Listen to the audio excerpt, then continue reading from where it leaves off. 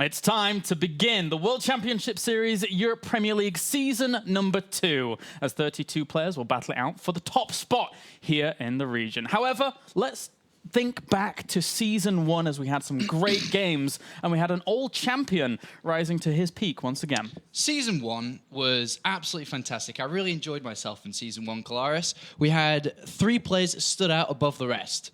Vortex, Snoot, and Welmu. 3 players that really put a lot of effort in and were able to get top 8 finishes apiece. And then not only that, we had a lot of up-and-coming risers, like Bling did really well, Daishi did really well, Liquid's Bunny did really well. And then, of course, it was topped off with the cherry on top of the cake with MC versus MMA in the grand finals, and we finally saw MC win a tournament after an incredibly long time. Yeah, it was a real treat to watch. But now, all eyes turn to Season 2, and I've got to be honest with you, Sean, with the lineup that we actually have going into Season 2, this could be the best WCS Europe yet. I have to agree with you. This season in the round of 32 is incredibly stacked. We've got a great mix of European players. We've got a great mix of Korean stars as well. I mean, if you start to think about the players who are in the round of 32 here, is that we have, again, the 3 players that were top 8 last time, Snoot, Welmu, and Vortex. You've got the fan favorites like Tilo and Grubby in there, and you've got a lot of other fantastic players, but also at the same time, you've got a lot of awesome Korean superstars that are ready to rock and roll. We've got MC and MMA returning. You've got Jack G in there once again. And then we have 2 players looking to debut in the WCS Europe Premier League. We have First and Yoda, who are now living in Germany, living in Dusseldorf, ready to compete alongside MC within the Europe Premier League. And then, of course, you've got a couple of dangerous Protoss players that I look at these 3 players and say, you best be careful of these 3. Stardust, Patience, and San. If you're in a group with one of these 3 Protoss players, you best be careful. Yeah, I must admit, I'm coming back to what you were saying before about the players like First, for example. I'm really looking forward to seeing how he's going to perform with the deep GSL runs that he got in the past.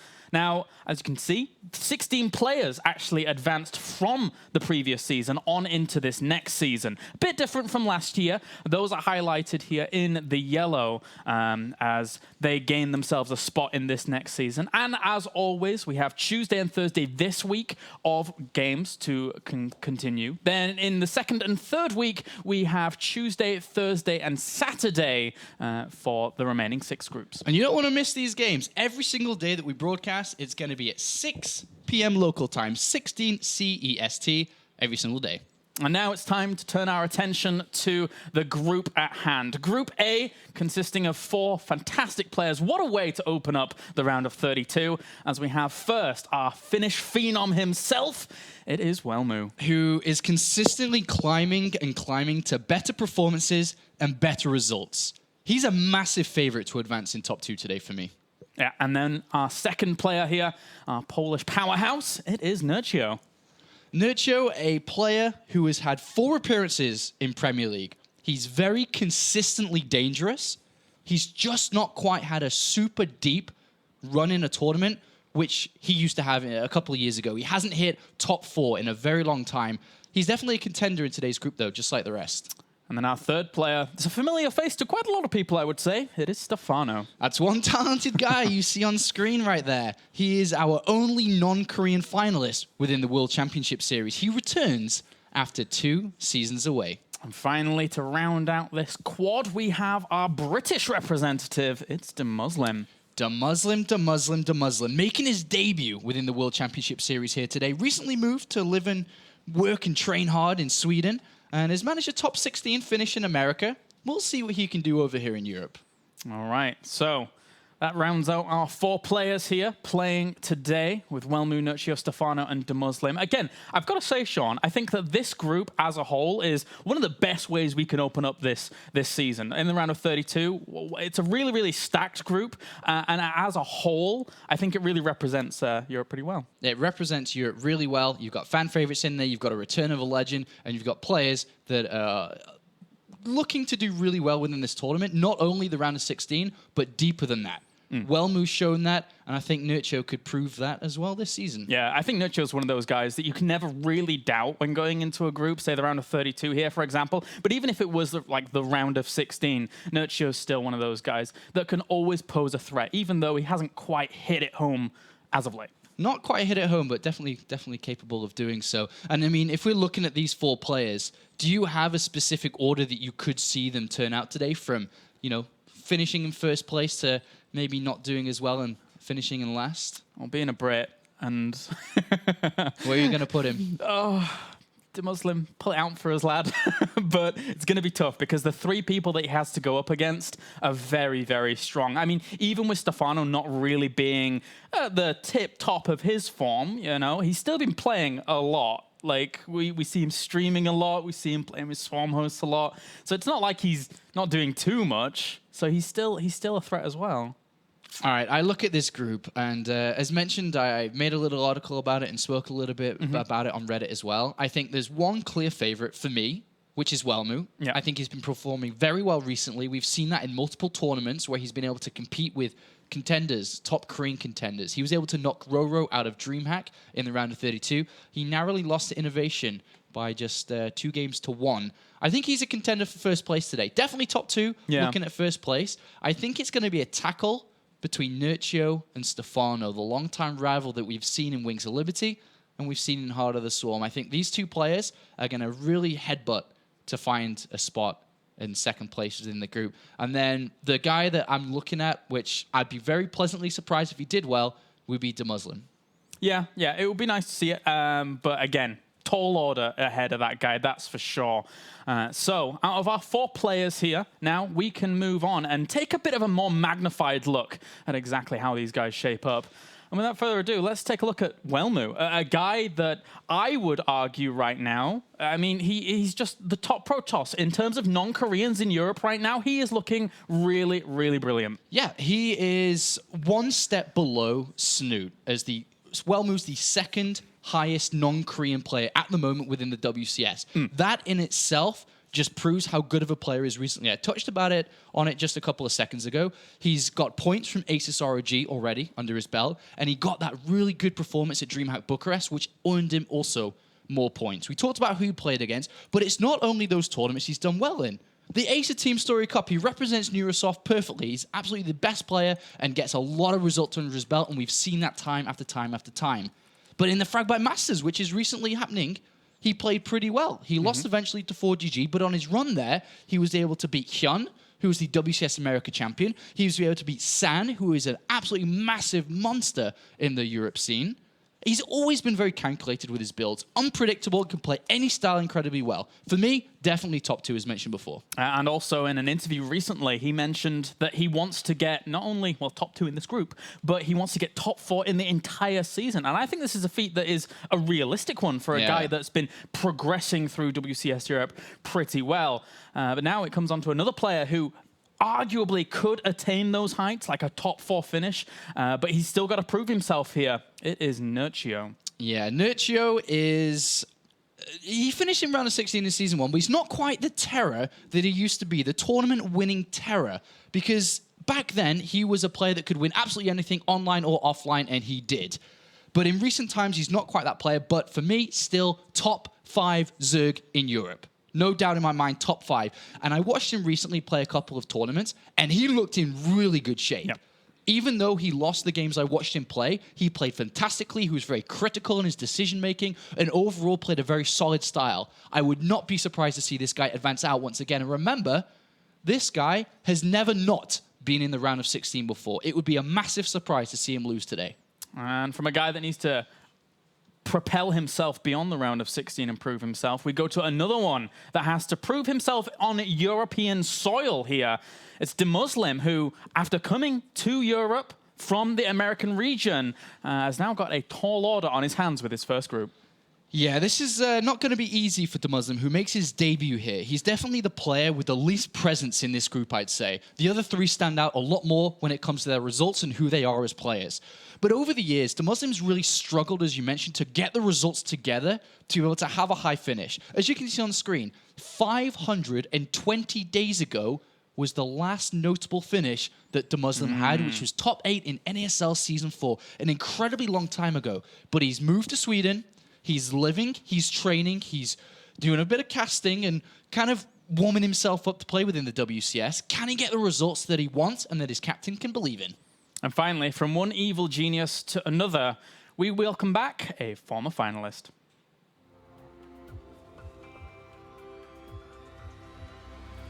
Still has 50 Marines out on the field. 50 Marines can do quite a lot unless those Banelings are able to get the connections that they want to. Oh my God!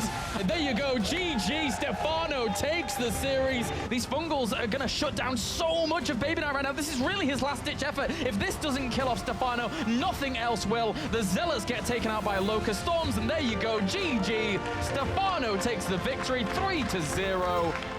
He needs to win the next fight. Widowmines and Marines, 3-3 Marines. The Banelings, the Banelings, the Banelings. Oh, they're gonna... The Mutalists. Oh my God! Fireworks! Everything gets obliterated. The Widowmines and Banelings not working out too well for him there. GG. Stefano takes the series. This engagement is going to be position. Look at that so tank good. position. It's so good. But look at Stefano's flank. There's the flank. There's the flank. Will he be able to make this work? He's coming in from both sides. This could be the engagement that Stefano needs, but at the same time, a lot of his army is actually dying off here. The Hydra Assassin closes the gap in the bio, as well as some of the siege tanks are going down, but Stefano still plummeting in supply. Lucifron, despite the great flank, still is able to take the win in the engagement. Lucifron says, all right, I understand that you were one of the best StarCraft 2 players that the non-Korean scene had ever seen, but now it's not your time, my friend. It is my time. I'm going to continue on. I'm going to move on from this tournament. Stefano drops underneath 100 supply. He knows that this is the end of it. Congratulations. And it is Lucifron that moves on with an acknowledgement from Stefano. The reign of Stefano has come to an end. And here we are 2 seasons later. This guy just couldn't keep away, Kolaris. Welcome back, Stefano. Magical moments from this man, be it in or out of the game. It is Stefano returning back to WCS Season 2 here in Europe. And, I mean, what can you say about him, Sean? He still holds a pretty good win-loss ratio if you look at it. Yeah. 27 wins and 17 losses within the WCS. This guy in his prime was the man, was the guy that everybody looked up to, that everybody wanted to see do well, and he was the guy that brought the results, which created the persona Stefano. And it wasn't just the player he was in-game, it was the guy, it was the individual that he was outside of it as well. He comes into today's group not quite in the same stance that we saw him leave, and prior to that, where we saw him play in Season 1 as a finalist. He's got to fight hard for it today if he wants to make it out of this group, because we know that Welmu's a favorite, and Nurcho is a killer, and DeMusliM's a teammate, and anything can happen in team battles. Is Stefano here to stay, or is this just a spark of hope for his fans, which will fizzle out after today, Claris? We'll find out. Again, he has a very strong group ahead of him, but anyway, if it's Stefano, you know, I think he could possibly do it. And now let's take a look at exactly how the breakdown for our group is going to happen today here in Group A, and exactly how these players are going to face off against one another. All right, here we are once again, different season, but same bracket with different players. We have Welmu and DeMusliM, which will be our first game to start this evening off, followed closely by Stefano and Nurcho. That rivalry, which I think is probably one of the most important games of this group already, because as mentioned, those are the 2 players, I think, which are fighting for second place. So that's a really important first game for both players there. So, of course, once we see these 2 players face off against each other, or these 2 matchups, sorry, face off against each other, we'll have a winner's game with the 2 winners. And the winner of that will be our first place finisher in Group A. Then 3 players will drop down to the lower bracket, and then they will have to face off 3 players in the pits, fighting for second place in Group A. It's going to be a difficult lower bracket today. Yeah, if you can get through on that upper bracket, it certainly makes your life a whole lot easier. 2 games as opposed to 3 in a group like this is a whole lot better. So now we can move on to our first game of the day. One that's going to be very, very cool indeed, as I'm looking forward to this, a PvT between a phenomenal player in the form of Welmu going up against our relative underdog, DeMusliM. Yeah, DeMusliM, I think, I think it's safe to say that he is coming into this as the underdog, as you say. This is going to be a very difficult fight for him, especially against Welmu, who is a player who's had 4 consecutive back-to-back Premier League appearances, and he's done really well, especially being able to get a 5th to 6th place finish last year, and he got a top 8 in the season just past. So this is going to be a very difficult task for the Brit to take him on. Welmu, favorite. He's dangerous. He's capable of anything. He's capable of simple strategies like putting a gateway on the other side of the map. He can play out a long game, and he can also be very dangerous with specific mid-game timings that with DeMusliM would have to be very closely looking for, because if he doesn't see what Welmu is up to, because Welmu is a tricky individual, just like his partner in crime, Elfie from Finland, then I would have to favor this to Welmu quite convincingly. And like his name would suggest, I think Welmu in Finnish means something to the effect of Joker or something like that, or trickster. So he certainly lives up to the name, that's for sure. One thing that I think is a spring in DeMuslim's step here is his Challenger series, going 3-0 against Little Bo, who kind of sprung onto the scene himself in the previous WCS season. Of course, Little Bo, in those games, DeMusliM showed very good control of bio, and we saw Little Bo being a little bit reluctant to go up to like AoE in the form of Storm and Colossi, so DeMusliM was able to take advantage of that very strongly. But that certainly gives DeMusliM a little bit of an edge going, towards some Protoss opponent.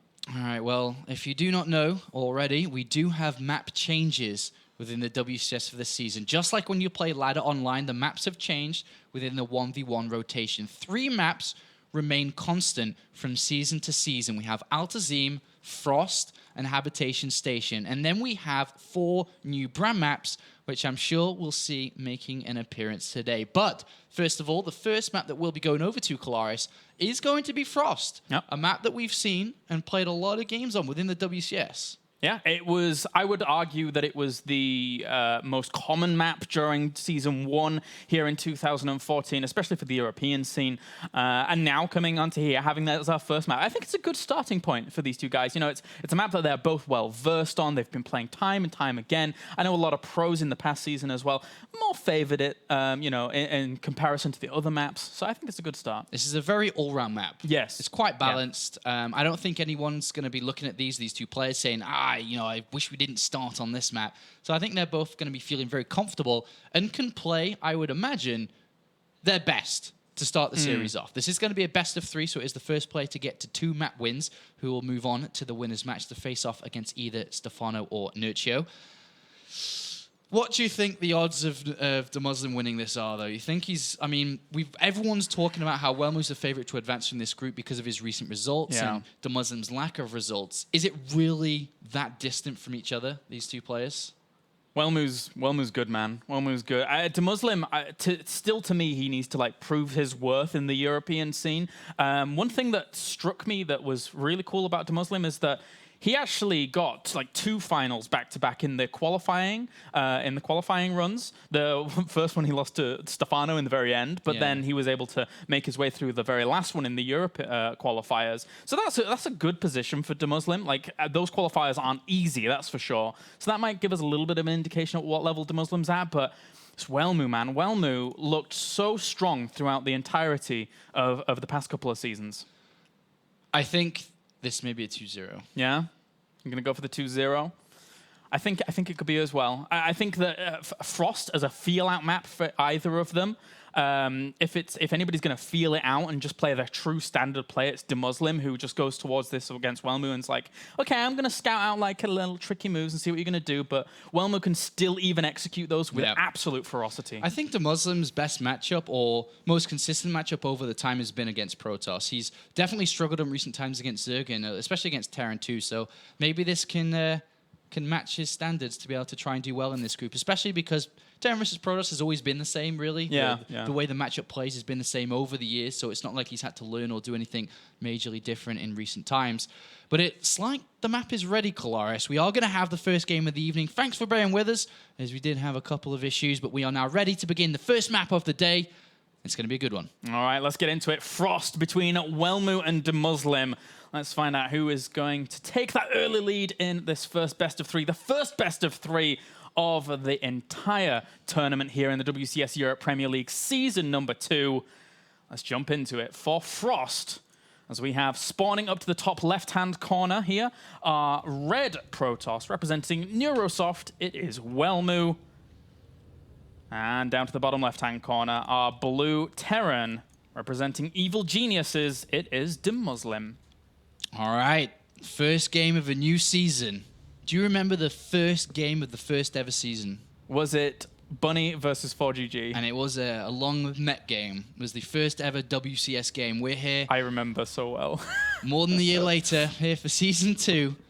And let's find out how this is going to shape up. Welmu is a killer. In every matchup, he's pretty well-rounded, I suppose. He's got 7 wins to 5 losses against Terran players in the WCS. DeMusliM, on the other hand, 5 wins to 4 losses. So very similar in stats here. Nothing that stands out above anything else here. And we do have a 12 barracks coming in for DeMusliM. It looks like he's going to take a refinery. So we are going to have a 12 barracks and 12 refinery, which would indicate to us that we are going to see a Reaper opening here. And the main purpose of this Reaper is scouting. Probe kills is something which can happen, but isn't important here. It's about finding out what a tricky player like Welmu can be, what he's doing. Yeah, and noticeably from Welmu's side of things, not opting to go for any kind of wall-offs to restrict a Reaper's movement around the back of this mineral line or anything. So a little bit of a slight change from the norm of what we used to be seeing in Season 1. He may throw down a second pylon, which could block, but no, okay, it's just at the back of the mineral line here. But he is taking 2 gases, which is rather important here because it opens up multiple options very early on, but also a little bit later on, depending on how many probes he has in the assimilators. Probably at this point, I would imagine maybe 2 and 2, but definitely could be 3 probes in each assimilator. At the moment, he's got 2 in one and 0 in the other. So even though he's got 2 assimilators, he's not focusing very heavily on bringing in the gas, which would mean he will expand soon, but then has a lot of options, which DeMusliM has to find out with his Reaper. Well, the SCV gets kind of lucky and heads off in the right direction first, so this gives the Reaper a good chance to actually get over there as well in really, really fast time. And he's actually going to send the SCV down here to already block. Now, SCV and Reaper, if the Reaper gets over there quickly enough, it can be really, really irritating for the Protoss to deal with it. Yeah, and that's why Welmu kept the Zealot there. He could have skipped it, but with the Engineering Bay potential being there, the SCV still being there, he does let that finish. Oh, well, that SCV actually dies off there. A little bit of a slight mistake there. He could have saved that, but oh well. For now, DeMuslim's going to send in that Reaper, and he does spot the Nexus, so at least he gets confirmation of that. I mean, if he didn't already know that was happening anyway. Yeah, but he hasn't seen anything else yet. Doesn't even know about the gases properly. But on the other side of things, DeMusliM did take out a gas back at home, so he could build 2 extra barracks pretty fast, or at least 1 extra barracks. And the Reaper goes in, doesn't see that much. Doesn't see that much at all there. Yeah, those 2 barracks being added on, as you mentioned before. Not too much been spotted. So the command center, nice and quickly on the way for DeMusliM, and he's not really pulling any punches. He's taking a bunker as well. He's going in again. He needs to find out what's going on in this game, even though he hasn't spotted anything. This is, I mean, even though the Reaper gets in there, he still hasn't spotted anything. This is still a very dangerous position for him to be in. The bunker is coming down, as you said, but he's still without knowing. Is there a Stargate down? Do I need to prepare for a potential Oracle? Is this Robo? Could this be a Twilight Council? Yeah. All 3 major options from Protoss still available. And this Robo has been thrown down in such a way that it's going to make it, you know, I mean, DeMusliM is trying to get to that location. That's what this Reaper is trying to do. But the zoning out for Welmu so far has been very good. With the Zealot and Mothership Core, usually you need a Stalker to be able to do this. Yeah. The Stalker was late because he got the Zealot. Still zoning out. Good moves here from Welmu so far. I would have argued, actually, that Welmu could have, even to kind of make this even harder, would be throw the Robo down where the Reaper's already spotted, because DeMusliM will want to be getting to the space that he hasn't really looked around.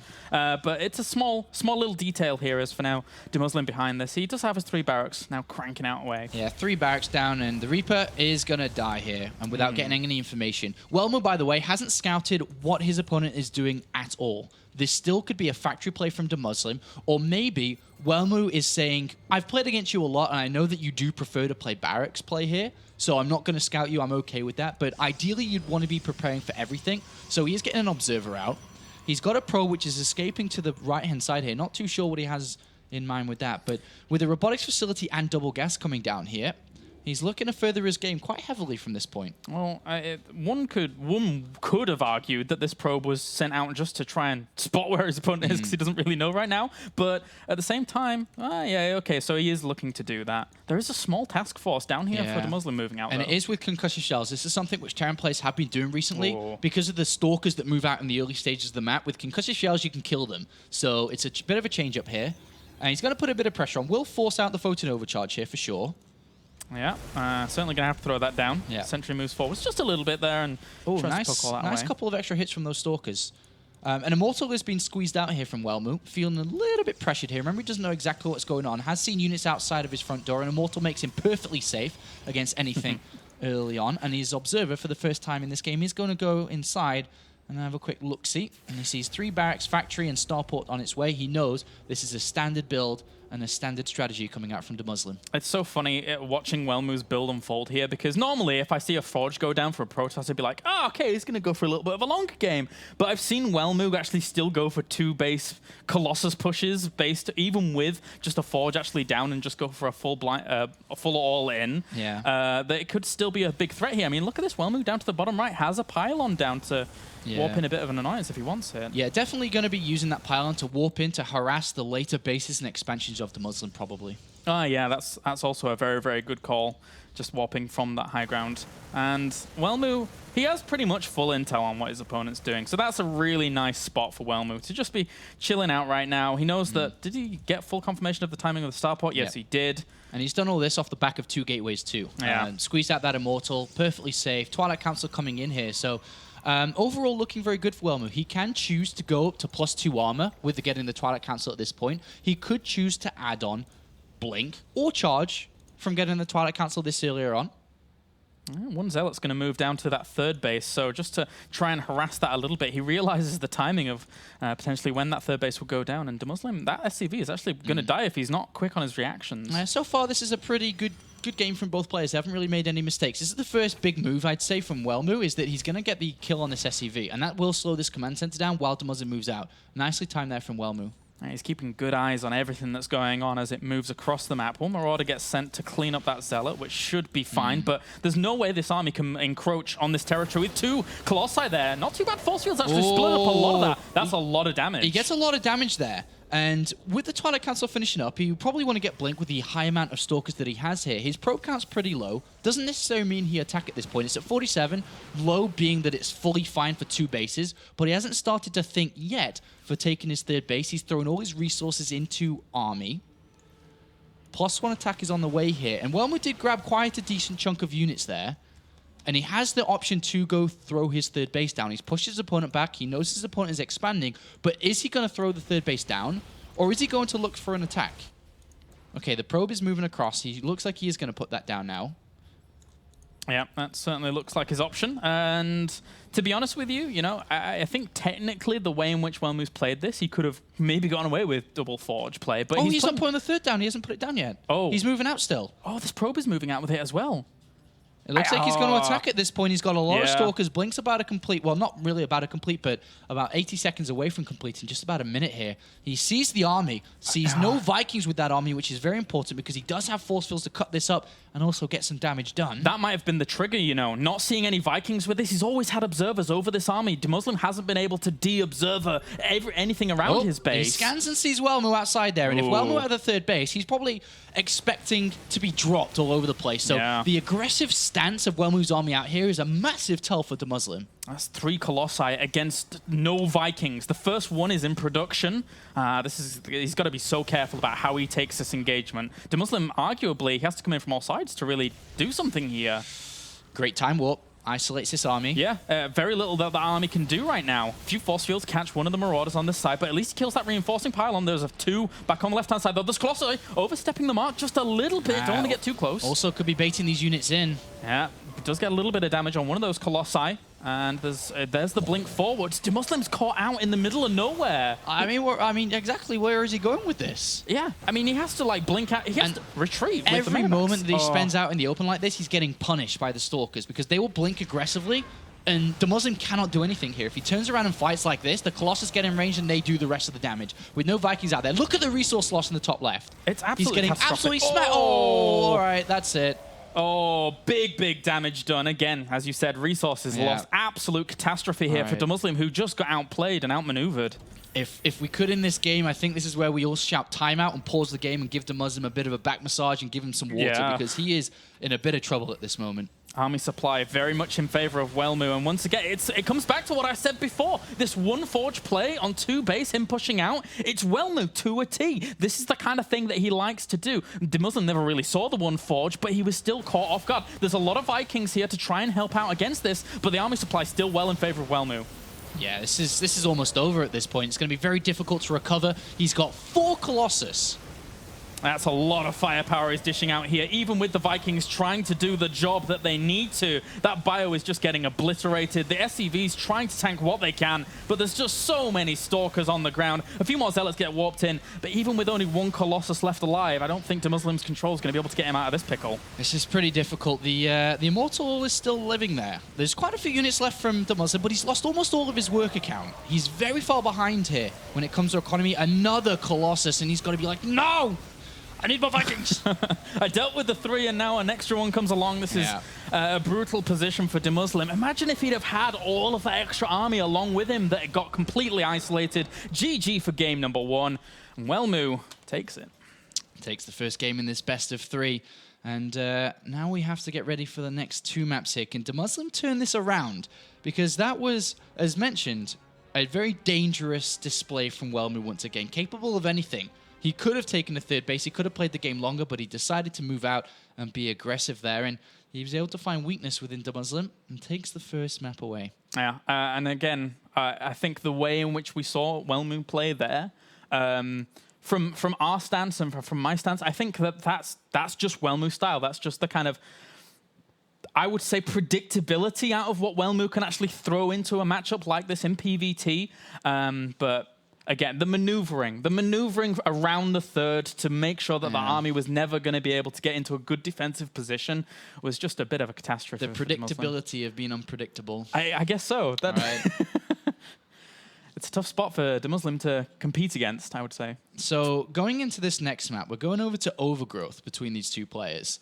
Overgrowth can be a difficult map to play out here, but I think we'll just let the players really show us what they've got for this now, because this is where it all matters. This is where the training gets put into for the WCS. It's the main tournament for every single StarCraft player. It's everything.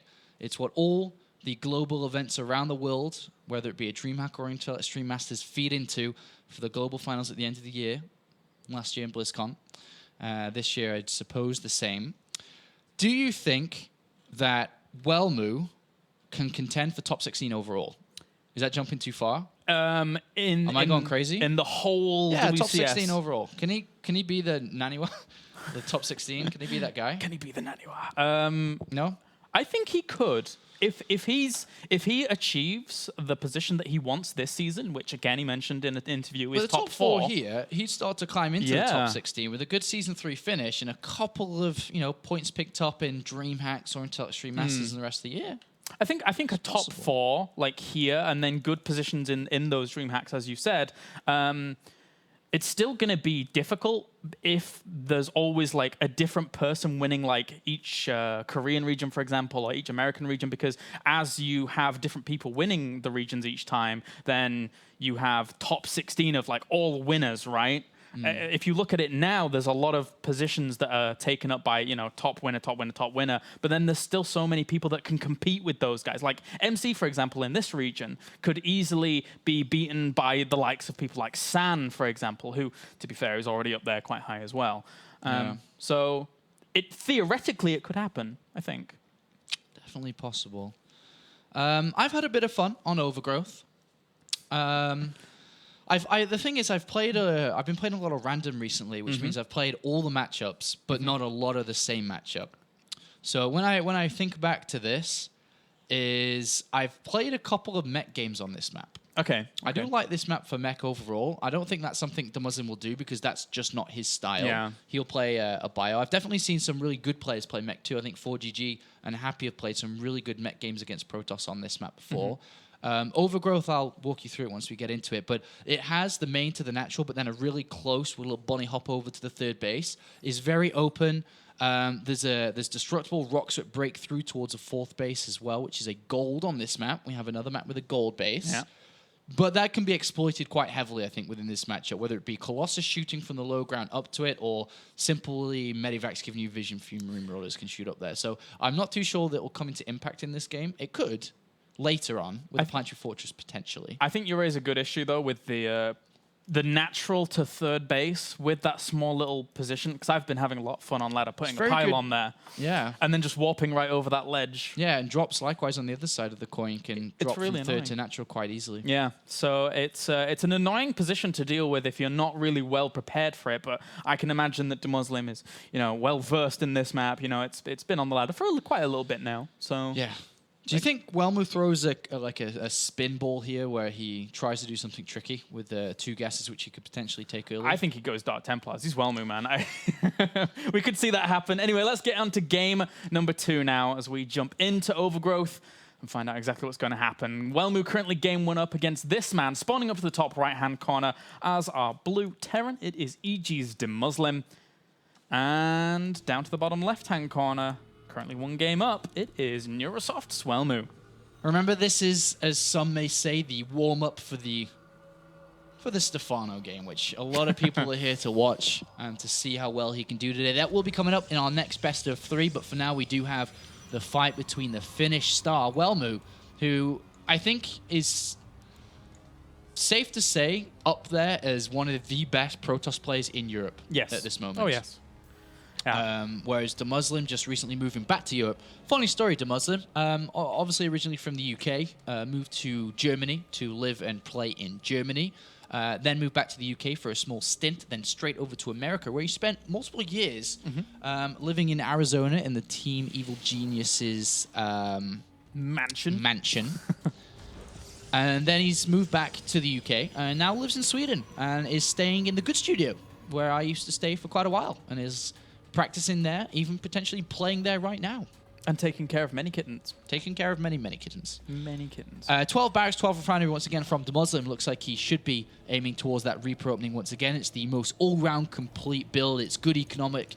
It's good when you look at economics that way to go for the Reaper because you get quite a fast command center. But it's also very important, the way that Protoss versus Terran plays out, to be able to get the scouting information as the Terran player against the multiple different options that Protoss can give. He's actually checking here because against 4GG and the Fragmite Masters, which DeMusliM cast, in that location on the 3rd was where Welmu proxy gated and tried to beat 4GG with a very fast rush, which is why I checked there. Interesting to show that casting can sometimes help your playing, which we've seen with Todd a little bit here. Yeah, we have. That may have opened DeMuslim's eyes a little bit. Maybe he wouldn't have checked there if he didn't cast the game. Got to agree. It's a useful tool to have. Well, I should say. Welmu, though, meanwhile, back at his base, he's created this wall to greet a Reaper. On Overgrowth, there isn't a huge amount of room to really jump in with a Reaper on the northern side of Welmu's base here. It's all on this right-hand side. So zoning this little location out isn't too bad here for Welmu.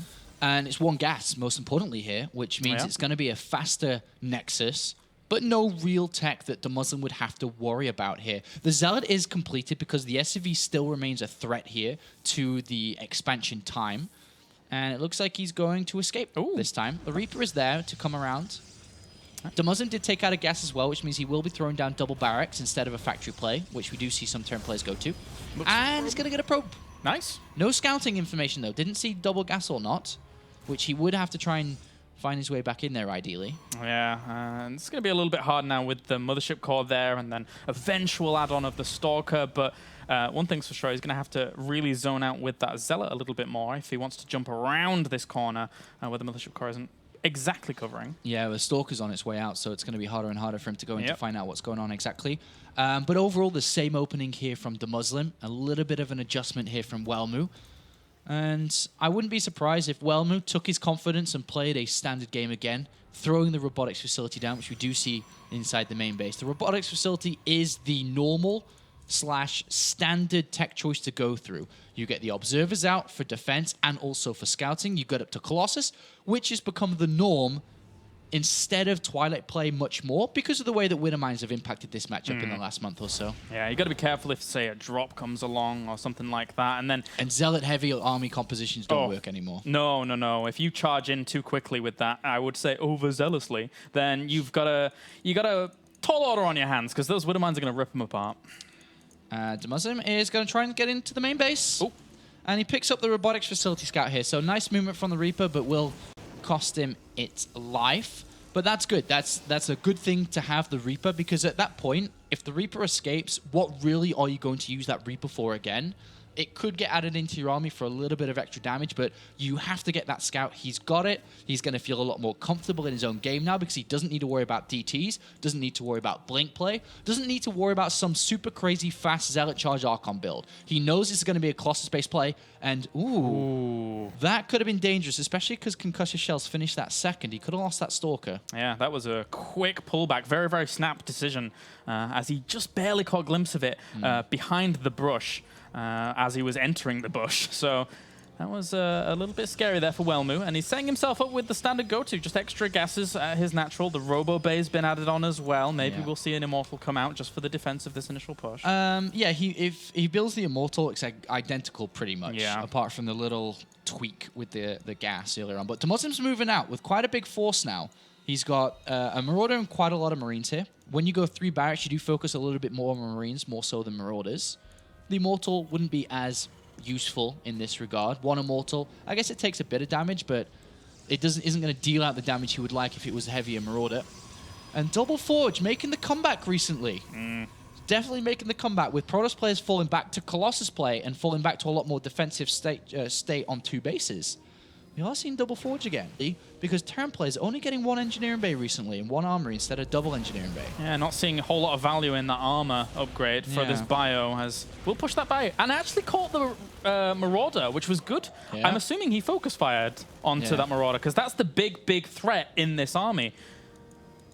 Yeah, that's DeMusliM's slacking a little bit on his macro there while he's controlling this. Does need to get down his command center or extra barracks at this point. But yeah, Double Forge loving this. Really liking this now. So we're going to see a very defensive setup from Welmu for the next good minute or so, or good 5 minutes, I suppose you could say. There's an opportunity for him to strike at 2-2, but more deadly at 3-3. So 2 major timings that Welmu could be going around. At the moment now, when you go for Double Forge, that's a lot of gas you're going to be spending on the extra upgrade. You're also going to need the Twilight Council a lot sooner. And then the double upgrades even sooner than that than you would do usually. So he needs to play a little bit more defensive, because his army isn't quite as strong as it would be with just a single forge here. But then you'd imagine he'd be looking to start to take his 3rd base soon. He's moving out in the middle of the map here, which I think is more just showing an image of what he was like in the previous game, but not really committing to anything too crazy. Yeah, it's like a little bit earlier and just trying to put his opponent on the back foot, on a bit more on his toes. Is always going to be okay here for the Protoss. Just flex his muscles a little bit in the middle of the map. And there's a 3rd down and an extra Gateways Twilight Council. It's just moving out, showing what he did in the last game. It's a nice little mind game that you can play to throw your opponent off balance, especially considering that DeMusliM hasn't seen anything, right? He hasn't seen anything past the first Robo. Yeah, not a whole lot. Doesn't know the Double Forge that's going down, which is all important here for him. That army of Welmu's is going to gather so much momentum behind it. And DeMusliM's late on the +1 armor a little bit there too. He starts his 2nd Engineering Bay and Armory sooner than he actually needs to. If you think about it, he should have got the +1 armor down already. So things working in favor of Welmu a little bit here, and he's increasing his army strength a lot now. I mean, with this 3rd down, and he can catch this army. There's no Vikings with it, I don't think, yet. Yeah, with the army supply pretty much dead even. Thermal Lance isn't ready, so it's not the best thing for Welmu there, but DeMusliM doesn't know that. A little preemptive force field just to shoo this away, but even if he'd have extended a little bit further, getting caught against those force fields would have been a bit of a blunder there for DeMusliM. DeMusliM boosts a medevac towards the 3rd base to see if it's there or not, knows if he's playing against a 2-base all-in or not, or if it's 3-base. He spots the 3rd base, so he is going to stay there and won't run home in case of an attack. And he knows the army positioning for a second there with that factory, but still has to be a little bit careful. Those Colossi are there, and Thermal Lance still not done yet. Yeah, he tried to snipe that Nexus. Would have been nice. Bit of a gamble, but he didn't lose anything, just took a bit of damage to his units. Factory's flying in, and it still isn't seeing the Double Forge, but he would have seen 1-1 on the units if he clicked on them, right? So yeah, he could maybe have picked that up. Not sure if he has done or not. We are going to see a drop on the left-hand side, which is spotted here by Welmu. And this is DeMusliM's time to try and crack his opponent's defense across 3 bases. Not going to work here. Blink not quite done. And it's going to get chased away rather easy. Yeah, tries to catch the medevac. Doesn't in the end. So good reaction time by DeMusliM to make sure he doesn't lose that. That's the most important. And if DeMusliM doesn't do damage with these types of harassment, that timing we talked about when the upgrades start to align is going to murder him. Oh, but that Nexus is going to fall very, very rapidly. He's actually going to sacrifice a lot of this bio to get that Nexus. How much was that in total? Resources lost. It's quite significant, but that was a nice snipe out if he can rebuild behind it. Yeah, I think that was okay for him there. He did lose a bit there, so as long as he doesn't lose to a push immediately, then I think it's fine. Exactly. Because he can obviously rebuild what he lost. And that does hurt Welmu. And as mentioned, DeMusliM had to get something done. You can't not do damage against a Protoss player who's playing like this. You need to deal damage. Good kiting. Well, how many Vikings are there? Vikings are very important right now. 3. 3 Vikings to 3 Colossus? There's an observer in the middle here that sees the army of DeMusliM. Of course, that even though the Viking count isn't high, it's increased by 3 at a time, or so Welmu can see. So he doesn't want to just throw himself up there yet. Yeah, doesn't feel this is his time. Gonna pull back away from this. I won't be surprised if Welmu here tries to take a little bit of a risk. He's going for a 3-3. He's not going to try and hit his 2-2. It's a little bit risky. He's lost his third. He's a little bit damaged. Going for 3-3 should be quite fine here. I'd imagine with the Templar Archives coming in, he may not even start Storm if he wants to hit really hard on his 3-3. Because if you don't get Storm, you can use that gas to add in a couple of Templar to your army, and you can start to build up a Templar force. If you look at the probe count, it's at 68, which is decent. And he's not building anymore. He's not oversaturating these 3 bases. He's at the kind of the perfect line. And only army. And then when 3-3 is done and Zealot Charge is done, he is going to hit hard. He's got a lot of gateways behind this, that's for sure. So and you'd think you need Ghosts to beat this, right? With so many Zealots and so many Archons. Yeah, but DeMuslim's force is pretty good. It's pretty strong. It's Look at it, 127. It's very big, that's for sure. 127 to the 96. So Welmu's just going to sit around on this third base here for a little bit. Drops the scan, knows... well, he's... And currently it's 2-2 versus or 2-1 for DeMusliM. It should just finish in time versus 2-2. Photon overcharge, fine. Welmu in a little bit of a weak position now, but he gets stronger the longer this game goes on. His army kind of getting a little bit choked up on this right-hand side, but he's going to push on forwards anyway. This entire army stimmed up, and he's just going to kite back. A lot of the Colossi damage was being negated whilst he was killing off some of these Zealots, because the Colossi just couldn't catch up. There's not that many Vikings left over here, though. 5 in total, but the Colossi are falling as well. Perfect fight. Really good fight from DeMusliM. Killing that third off really hurt Welmu. Yeah, if he wasn't able to punish in that small window that DeMusliM gave him after he killed off that bio, and now this bio is just going to run him over. The Colossi were not enough to compete with it. DeMusliM controlled well, arguably divided and conquered with that initial wave of Zealots pushing forwards, and what a great play by DeMusliM. Yep, hit before Welmu was ready to hit his attack. DeMusliM gets in there, and with this supply advantage, should be looking to carry this one home. We see all the units being waypointed down. He's taking his fourth command center at the same time here. And DeMusliM giving a strong performance in map number 2 here. And he's not just going to give walkovers, as many people were expecting from DeMusliM today. He's up massively in supply. And if he breaks his third base, I mean, breaking the army in itself, stopping the death ball, which Welmu was trying to create, that death army, that in itself was a victory. And killing off that pylon was an even more of a victory as he stops all the reinforcements from warping in right there and then. But even then, the bio isn't going to be contested with at all. Just stimming back, kiting where he can. GG, DeMusliM ties it up.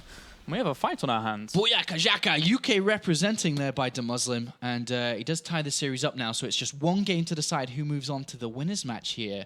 And this series got a little bit interesting there. And you have to just pinpoint one movement, one attack, one thing in that game, which edged it over to DeMusliM was sniping that third. Yeah, and it's such a dilemma to take in DeMuslim's shoes, right? He knew he needed to do damage. How much is he going to lose whilst he's trying to do that damage? And in the end, he didn't lose enough for Welmu to kind of follow up with it. Merry-Go-Round is the third map between these two players. I've actually had a lot of fun on Merry-Go-Rounds. I think Zergs are quite strong on this map, but we don't have a Zerg in this matchup, so this should be a decent fight between these two. Yeah, I think it's pretty even, Terran versus Protoss, in terms of how the third base layout works out, and always expanding away from your opponent in terms of how the map shapes up with this 3-player map. And I think this is the first 3-player map we've had in WCS system, right? So first 3-player map really in any tournament ever. Yeah, yeah. So you don't really have 3-player maps. So it's good to see in, and I do like it. One thing that can be a little bit annoying on a 3-player map is you either scout your opponent first or last, yeah. which kind of sucks. But then if you scout them first, you kind of know where they are, I guess. That's nice. That's nice. But it's Yeah. about finding out what they're doing early on. Like the gases and things. It's always nice to scout them earlier. Yeah. It's always nice. It's better than later. Oh, well. Go for that clockwise. Yeah, clockwise or anti-clockwise? I'm always going clockwise, man. So who's clockwise to who, do you think? It's like just completely Welmu is clockwise to DeMusliM. We'll see if you're right, Colaris. Oh boy, deep analysis here at the WCS. All right, so I'm looking forward to this. I think it's probably one of the first games I've cast on merry-go-round now that I think about it. It's definitely my first. Yeah, we've not been doing too much casting in between seasons, but it's good to be back, that's for sure. Good to be back, and good to get these games underway. So it's 1-1 apiece. It could go either way, and if DeMuslim's able to take this first series, that's a big stepping stone, I think, for DeMuslim. A lot of people, massive, absolutely massive if he wins this. A lot of people weren't really giving him the odds here. I mean, just the ranks alone, even though it's still very early days in this year, rank 23 versus rank 117. Yeah. It's pretty big. Big deal. All right, so we're just waiting now for everyone to get good and into this lobby. But aside from that, with how things shape up, imagine if Welmu actually did drop down into the lower, because we've seen Welmu playing against Zergs, and he's not too shabby there either. If DeMusliM won this group, I think that the World Championship Series here in Europe is always full of surprises no matter what. Yeah, because we always see a favorite get knocked out and an underdog shine through. I mean, we say this with Stefano in this group as well, and I'm like, yeah, okay, there's already kind of a surprise going on. Never mind if there's some crazy results. I'm ready for the Stefano games. I've tanked up on Swarm Host juice. I'm ready to go. I saw you open an energy drink earlier on as well. Yeah, it's Swarm Host all night, all day. I'm ready. Okay, so it looks like both the players are ready to get into our final map. I don't think... I'm trying to anticipate if anybody's going to do anything super crazy, but I don't think so. I think that, we just see a very, very similar game to... Well, that's the risk of, the gambles that you have with trying to finish the game fast. If you pull it off, you win. You don't have to struggle throughout the game against a player who's just as eager as you are to move into the winner's round. But if it doesn't work, then sometimes you look a little bit silly. Yeah. Sometimes you look like a hero, but sometimes you do look silly. Most of the time you look silly. No, I'm just... Well, a lot of the times. I think if anyone were to do something crazy, it'd be Welmu. Whenever I watch DeMusliM play, he's like... It's always going to be Protoss. Let's just cut to the chase. Yeah, okay, it's always going to be Protoss. It's always going to be Protoss. But also, DeMusliM is very kind of like straight down the line. He likes his bio play. He likes his Reaper to 3 barracks. Like, very predictable in what he's going to do. Definitely, definitely. All right, so we're getting loaded up onto game number 3 here, guys. Thank you for joining us at the World Championship Series. It's good to be back, as we said before, bringing you some awesome StarCraft action from the European region. And without further ado, let's jump in to game number 3 on merry-go-round and find out who is going to advance from our first series. As we have spawning down to the southern position here as our red Protoss, it is NRS Welmu. And up to the top right-hand corner, debunking my clockwise theory, it's DeMusliM representing evil geniuses. All right. Always important to note that the winners of today's group that advance onto the round of 16 keep their Premier League position. The 3rd and 4th place finisher will go down to Challenger and will need to climb back into Premier League for the following season. A lot more difficult, especially with the amount of up-and-comers and hungry players that are waiting to have their chance to play in the Premier League, to get their chance to be the one. And we've definitely seen that, especially in last season when we saw the likes of Bonnie, Daisy, and Bling rise up. They were players last year who didn't quite make it very far or even at all in Premier League. Season 1, they were in the round of 16 and they were fighting for it. Yeah, they were. One thing that strikes me about merry-go-round that's when you're talking about it's going to be the Protoss that does anything crazy if they do it, is that on a 3-player map like this, if you go in between the other 2 bases that you haven't spawned at and like throw down a proxy Stargate, it can usually be really, really irritating for your opponents to deal with, especially a Terran of all races. So it is something that I've seen quite a bit. or have seen on ladder especially. But other than that, it can certainly be a potential. I don't think Welmu's going to do something like that. I'm just kind of highlighting that. Anything is possible in a game where options are aplenty. Double gas from Welmu, as he did in the first game. But in the first game, he didn't really go into the gases very heavily earlier on. If you think about a Protoss mirror, when two Protoss play against each other, they immediately go 3 and 3, almost every single game, to maximize their options with the gas income they can have straight away. Basically, they look at 250 gas as soon as the Cybernetics core completes. If you have 3 and 3 in both the simulators, that's a lot of gas that you can play around with. That's a Stargate and a Mothership core at the same time. A Stargate, a Stalker, and then a few seconds later, a Mothership core. So lots of options available. But Welmu didn't heavily go in to the assimilators once again, just 2 and 2, which DeMusliM goes in and sees.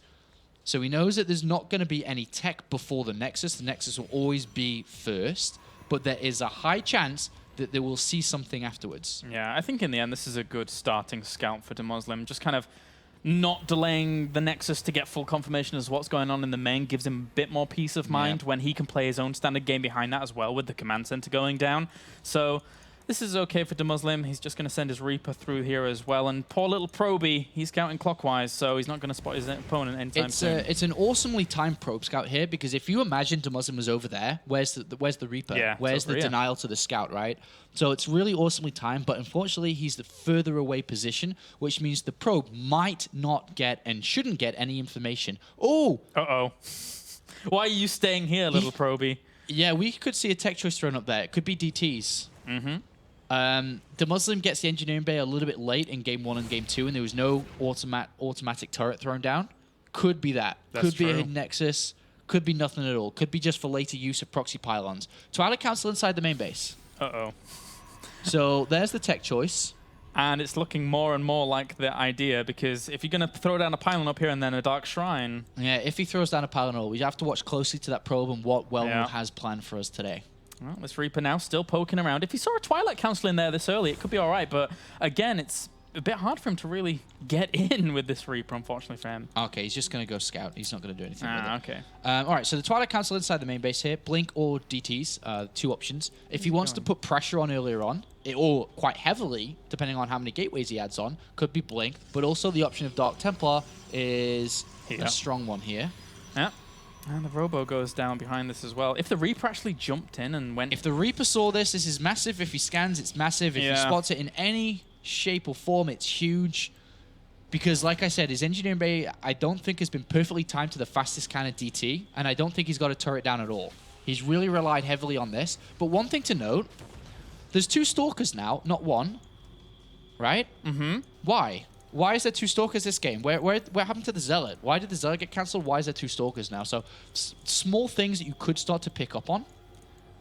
Well, I guess also the Zealot wasn't really required because the SCV wasn't blocking the Nexus, right? Yeah. But just differences from game to game. Small little things, small little incremental things here. As for now, the factory's being added on here for DeMusliM. Warp Prism, which means it's going to be the worst type of DTs. Oh, gee. It's the DTs that come right inside the main base here. And usually you don't want to build 1 turret. You're going to be really annoyed if you have to put down 2 every single game as a Terran player. So I'm not expecting a turret inside the main base at all. And it's 50-50 with C1 on the natural, if not less. All right, well, here comes the Warp Prism. And there's 2 Dark Templars already warped, and one's kept back. So see, if there's a turret, if he'll not put the second one in, if there's...